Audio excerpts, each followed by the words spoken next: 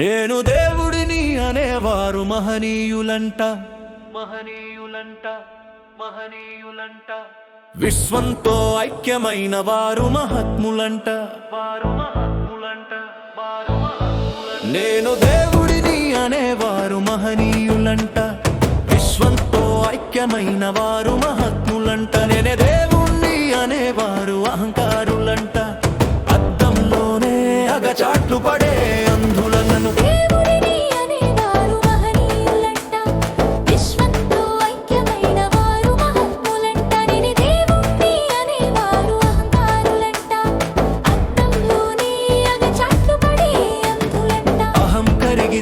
అర్థమయ్యే దైవమంట.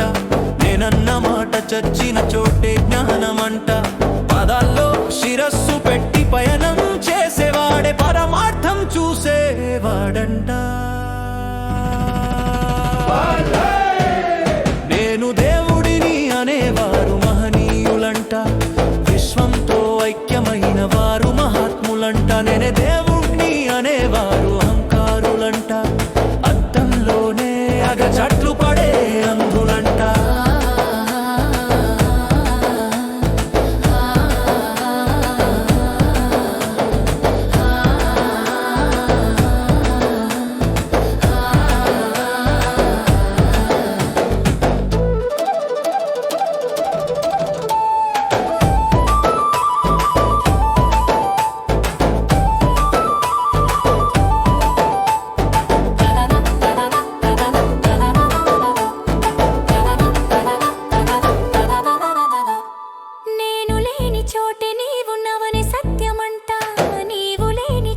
జగమంతా శూన్యమంట.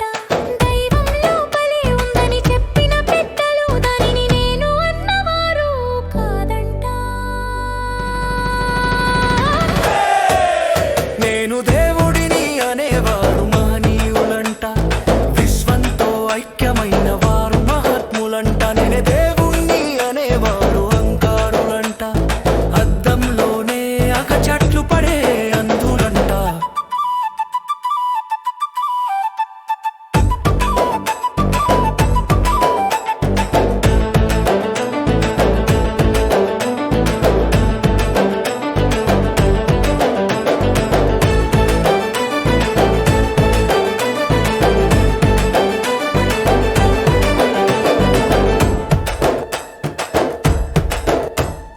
అహంకారం సింహాసనం ఎక్కితే అంతరాత్మ అడుగంటుందంట. వినయమే పీఠం ఎక్కితే దైవమే దిగి వస్తుందంట.